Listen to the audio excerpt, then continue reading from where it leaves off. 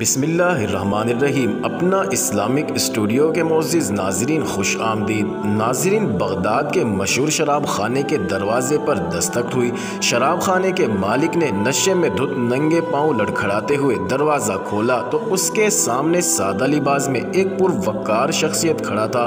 مالک نے اکتائے لہجے میں کہا، معذرت چاہتا ہوں، سب ملازم جا چکے ہیں، یہ شراب خانہ بند کرنے کا وقت ہے، آپ کل آئیے گا۔ اس سے پہلے کہ مالک واپس پلٹتا، اجنبی نے اس کے کندھے پر ہاتھ رکھ کر کہا، مجھے بشر بن حارث سے ملنا ہے، اس کے نام بہت اہم پیغام ہے۔ شراب خانے کے مالک نے چونک کر کہا، بولیے، میرا نام ہی بشر بن حارث ہے۔ اجنبی نے بڑی حیرت سے سر سے لے کر پاؤں تک سامنے لڑکھڑاتے ہوئے شخص کو دیکھا اور بولا، کیا آپ ہی بشر بن حارث ہیں؟ مالک نے اکتائے ہوئے لہجے میں کہا، کیوں، کوئی شک؟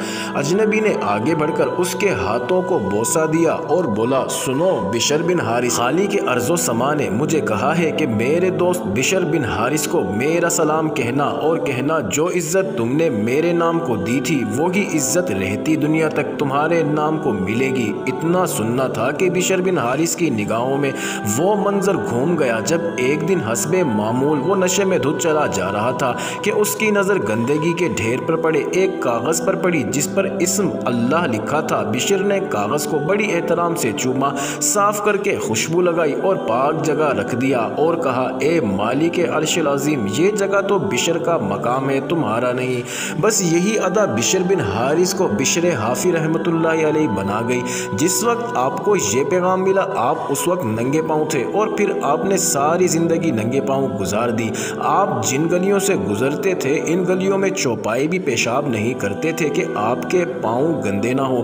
وہی بشر حافی رحمۃ اللہ علیہ جس کے متعلق اپنے وقت کے امام احمد بن حنبل رحمۃ اللہ علیہ فرمایا کرتے تھے، لوگوں، جس اللہ کو احمد بن حنبل مانتا ہے، بشر حافی رحمۃ اللہ علیہ اسے پہچانتا ہے۔ ناظرین، کوشش کریں کہ کہیں اخبار یا کاغذ کے کسی ٹکڑے پر اللہ پاک یا نبی صلی اللہ علیہ وسلم یا مقدس ہستیوں کا نام نظر آئے تو اسے کسی پاک جگہ پر رکھ دیا کرے۔